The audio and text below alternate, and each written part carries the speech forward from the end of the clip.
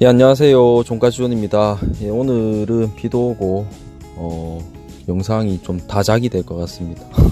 지금 뭐 단톡방에 투표도 하나 내놨기 때문에 그 투표 결과에 대한 내용도 말씀을 드려야 되고, 일단 오늘은, 최근에, 용인님, 용인님 요청하셨던 공시 관련된 내용을 한번 전반적으로 다뤄보고, 이 내용을 뭐, 안 물어보신 분들도 계시고, 또 중간중간에 본인이 이제 보유하고 계신 종목에서 어떠한 공시가 발생이 되면서 질문 주시면 또 그때그때 즉각 얘기를 하고 했던 부분들, 그런 부분들이 어느 정도 좀 쌓여 있는 부분도 있죠.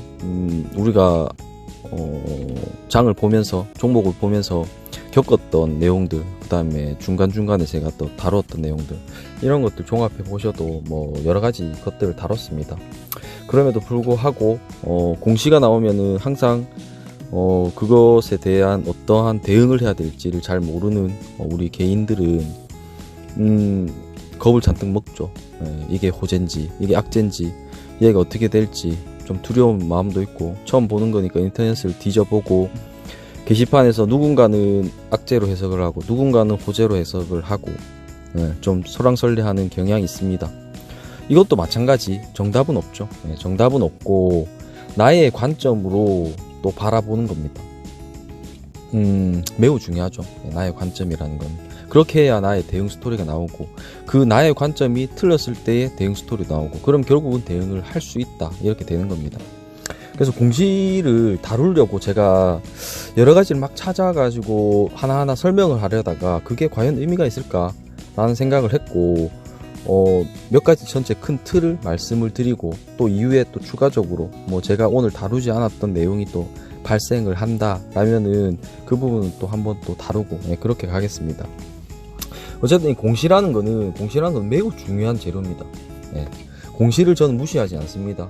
재료 매매를 하는 사람은 아니지만 재료로 어떠한 종목을 접근할 때도 있다라고 했죠. 근데 그 종목이 가진 어떠한 내용들에서 이 공시는 매우 중요합니다. 이 공시는 여러 가지가 있죠. 여러 가지가 있습니다. 모든 걸 다 다룰 수는 없고, 크게 뭐 자주 우리가 접하는 것들, 보통 이제 증자, 증자 관련된 내용들, 감자, 이거는 우리는 겪을 일이 없습니다. 사실상 감자는 겪을 일이 없어요. 왜냐하면 증환관을 안 하면 안 겪습니다. 얘는 증환관을 안 하면 얘를 겪을 일이 없어요.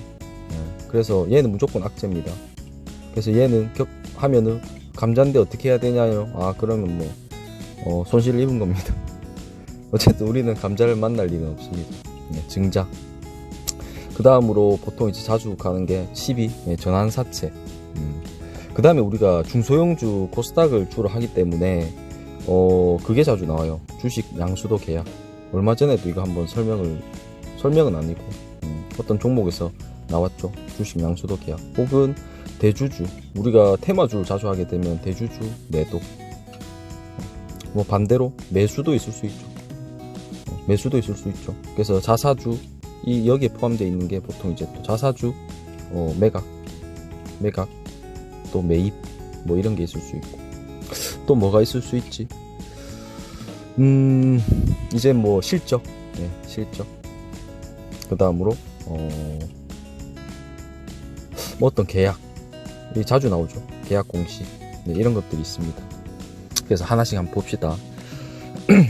첫 번째로 이 증자. 증자는 보통 이제 무상증자, 유상증자가 있죠. 이 상세한 내용은 그냥 간략하게 찾아보시면 됩니다. 뭐냐면 일단은 무상증자는 대부분이 호재로 작용을 합니다. 이거는 그냥 일반적인 얘기예요. 나의 관점이 아니고, 제가 말하는 관점이 아니고, 일반적으로 무상증자는 호재로, 무상, 돈이 안 들인다니까 뭐 일단 좋다, 이렇게 생각하시면 되고, 유상증자는 일반적으로 악재로 작용을 합니다. 감자는 무조건 악재죠. 무조건 악재라고 했습니다. 실적은 실적 상황에 따라서 호재와 악재로 나뉩니다. 근데 이게 실적이 좋게 나왔다고 해서 호재냐? 아니라는 거죠. 실적이 안 좋게 나왔다고 해서 이게 악재냐? 아니라는 거죠. 이건 호재 악재가 혼동되어서 나타납니다. 그 다음으로 어떠한 계약건, 이건 무조건 호재죠. 무조건 호재입니다. 무조건 호재는 지금 현재 계약, 그 다음에 무조건 악재는 현재 감자, 이렇게 되죠. 여기도 있네. 무상증자도 호재로는 작용을 합니다. 그 다음으로 자사주, 매각은 당연히 악재, 자사주 매입은 당연히 호재. 그 다음에 12 발행은 무조건 악재라고 보시면 됩니다. 주식 양수도 계약은 무조건 호재, 이렇게 보시면 되고, 대주주 매도는 무조건 악재, 대주주 매수는 무조건 호재. 자, 요까지 일단 기본적으로 바라보는 호재와 악재입니다. 근데 아까도 말했듯이 이게 호재로 작용될 때도 있고 악재로 작용될 수도 있다. 그러면 제가 이것은 호재, 이것은 악재라고 얘기했던 거는 어떠한 내용이 발생을 했을 때 호재가 될 확률이 높다라고 받아들이시면 되겠죠. 그렇게 보시면 됩니다. 이게 이렇게 나왔을 때 악재가 될 확률이 높다, 이 정도의 기본적인 소양만 가지고 계시면 됩니다. 그 다음으로 이제 보셔야 될 거는 가장 중요한 거는 지금 말하는 겁니다. 제일 이제 예상하기 힘든 범위가 뭐냐면은 장이 모두 종료되고 나오는 공시입니다. 이거는 결국은 갈릴 수밖에 없어요. 그러면 그때 이제 내 관점으로 판단을 하는 거죠. 내 관점으로. 그럼 제가 지금 가장 중요하다고 했던 건 뭐냐면은 대부분 장이 마치고 나오는 경우도 있고 장중에 나오는 케이스가 있습니다. 장중에 나왔을 때 움직이는 방향, 그게 정답입니다. 장중에 공시가 나오자마자 움직이는 방향, 그게 정답입니다. 결코 공시가 나왔을 때 그 공시가 번복이 되거나 뭔가 내용이 바뀌는 내용이 아니라 공시가 나왔을 때 바바박 움직이는 방향, 그 방향으로 마무리를 합니다. 그렇게 보시면 돼요. 그래서 내가 어떤 종목을 가지고 있는데 무상증자가 나오면서 상승을 한다. 무상증자 공시가 나오자마자 주가가 상승을 한다. 그럼 얘는 호재입니다. 얘가 갔다가 어느 정도 꺾이더라도 이게 나왔던 시점, 이 공시가 나왔던 시점보다 주가가 올라가서 마무리한다라는 겁니다. 당연히 이 위에서 달라붙어가 물릴 수는 있죠. 그래 놓고 호재 아닌데요? 아니죠, 호재죠. 나오자마자의 가격보다 높기 때문에. 나오자마자 밑으로 움직이는 애들은 바로 악재로 생각을 하시면 됩니다. 그게 가장 중요한 기준이에요. 가장 중요한 기준이고, 그 다음으로 두 번째로 한번 봐야 될 거는 결국은 장이 마감을 하고, 이게 시간에도 마찬가지, 장중이라는 건 6시까지면 시간에서도 움직이면은 그 방향이 맞습니다. 속이지 않아요. 공시가 나오고 움직이는 방향은 속이지 않습니다. 다시 그 공시가 바뀌거나 번복되지 않으면 속이지 않습니다. 그렇게 보시면 되고, 움직였네? 그러면 이거는 호재로 작용했구나. 근데 아예 꼼짝도 안 하는 경우도 있죠. 나왔는데 그럼 아무것도 아닌 거예요. 그럼 신경 쓸 필요도 없어요. 신경 쓸 필요도 없습니다. 나왔는데 꼼짝도 안 합니다. 이거 혹시 악재 아닐까요? 악재라면 벌써 내렸어요. 그렇게 보시면 되고, 장이 마감하고 나오고 이제 그 다음날 돼야 이 결과를 알 수 있는 상황, 이 상황에는 아까 말했던 기본적인 관점에서 보는 수밖에 없죠. 기본적인 관점에서 보되 뭐를 봐야 되냐면은, 한번 그때 뭐 어떤 종목인지 제가 잘 기억이 안 나는데 이거 한번 다룬 적 있죠. 무상증자였던 걸로 기억을 하는데, 어떤 종목의 무상증자가 저는 이제 주가가 내릴 것이라고 예상을 했고 다음날 내렸습니다, 실질적으로. 근데 그때 지금 제가 이제 말씀을 했던 내용이 지금 하고자 하는 내용입니다. 뭐냐면은 이 공시가 나왔을 때의 시점이라는 게 매우 중요한 거예요. 이 공시가 무상증자 설이 돌고 하면서 올랐단 말이에요. 그랬다가 무상증자가 나오는 순간은 내릴 가능성이 높아져요. 아무런 반응이 없던 주가에서 갑자기 무상증자가 나오면은 호재로 작용할 확률이 높기 때문에 위로 뻗는다라는 거예요, 보통은. 그래서 지금 현재 공시가 나온 시점에서 주가의 위치, 혹은 그 주가의 위치가 지금 나오는 이 공시가 반영된 건 아닐까라는 것을 생각을 해야 되는 거예요. 그래서 아까 말했던 이 그 실적은 호재로 작용하고 악재로 작용한다라는 게, 좋은 실적이 나왔음에도 불구하고 곤두박질 치고 내려가는 케이스는 보시면 알겠지만 그 실적을 예상을 하고 이미 올렸어요. 그리고 그 공시가 나오고 꼬라박는 거죠. 반대로 적자를 많이 입었는데도 불구하고 막 상한가 가는 애들도 있어요. 적자가 상당할 것으로 예상했는데 적자가 많지 않았던 거죠, 공시가 나오니까. 그러니까 결국은 그 공시 해석으로 인해서 주가는 발현이 되는데, 그 공시가 나오는 시점에 주가의 위치, 그리고 그 주가의 위치가 어떻게 형성됐는지도 매우 중요하게 작용을 한다라고 보시면 됩니다. 그 다음은 12발행이라든가 이런 내용들의 대부분 이제 그 내용을 또 추가로 보셔야 될 내용이, 12발행이나 유상증자도 악재로 작용을 하지만 일반 공모 유상증자는 일반 주주 배정 보통 이제 악재로 작용을 하고, 제3자 배정은 호재로 작용하는 경우가 많습니다. 호재로 작용하지 않을 때도 있어요. 왜냐하면 그 3자에 딸렸기 때문에. 유상증자를 하는데 이 3자 배정을 하는데 이 3자의 포지션이 매우 중요합니다. 어떤 사람인지, 어떤 법인인지, 어떤 기업인지, 누군지, 이게 매우 중요하다는 겁니다.